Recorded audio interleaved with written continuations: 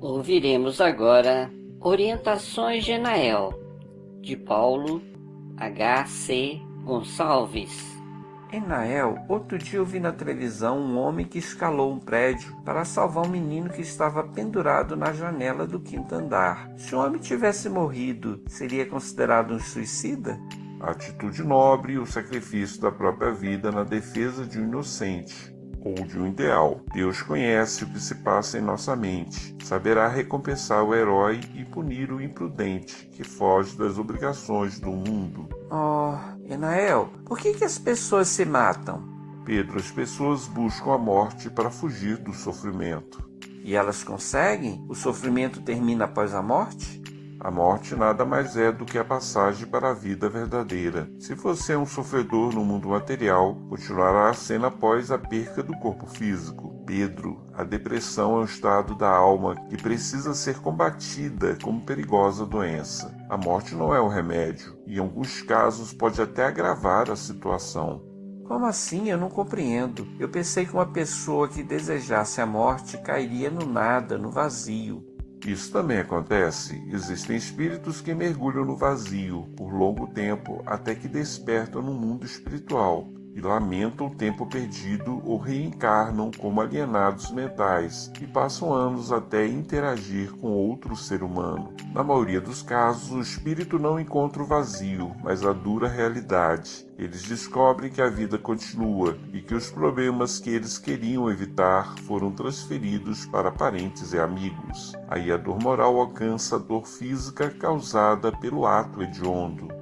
Enael, o que pensar do doente incurável que tenta abrandar o sofrimento da família e que opta pela morte? Ele também é um suicida, mas não teria o seu ato atenuado em razão do motivo? Quem garante que fugir da vida física é o melhor para a família? Na maioria dos casos, nascemos junto a pessoas com as quais tenhamos compromisso. Somos devedores uns dos outros. Poupar a família do incômodo de conviver com o doente pode significar adiar compromissos para outra encarnação. Quem pensa morrer para fazer o bem comete grande mal, pois adia compromissos, traumatiza aqueles que o amam e dá um exemplo errado para toda a sociedade. Nós temos que lembrar que a vida verdadeira é a vida espiritual. Por isso, mais vale aguentar alguns anos de sofrimento do que repetir provações por um tempo indefinido. Pedro, o planeta Terra é, ao mesmo tempo, uma escola, um hospital, um presídio. Por isso eu lhe pergunto, o que acontece com o estudante que mata a aula, com o doente que não aceita o tratamento e com o criminoso que foge da cadeia? A resposta é simples. O estudante reprova e terá que reiniciar o mesmo aprendizado. O doente continuará com o tratamento e será compelido a procedimentos adicionais, e o criminoso terá agravada a pena.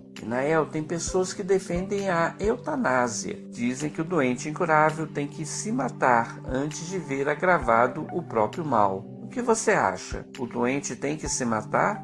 Pedro, preste atenção. Quem incentiva a morte do semelhante, mesmo com o objetivo de abreviar o maior sofrimento, responderá na vida espiritual na qualidade de assassino. É preferível alguns anos de sofrimento do que amargar tormentos inimagináveis em função do suicídio. Enael, gostaria de perguntar, o que acontece com o suicida?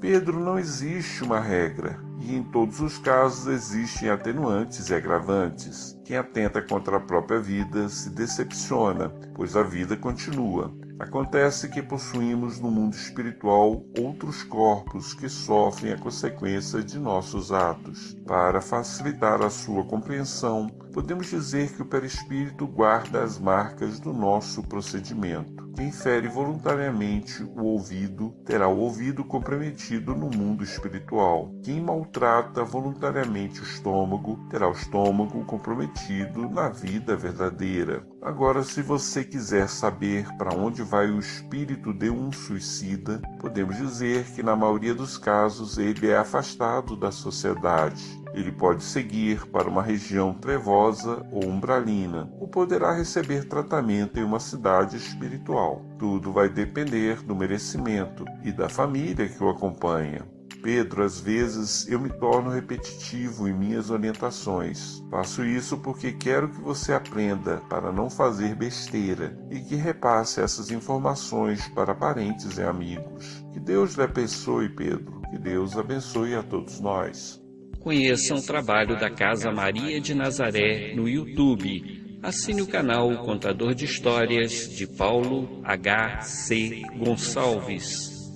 Você está ouvindo na Rádio Mundial de Espiritismo, o programa O Contador de Histórias. Para entrar em contato conosco, utilize o e-mail paulohcgoncalves@gmail.com.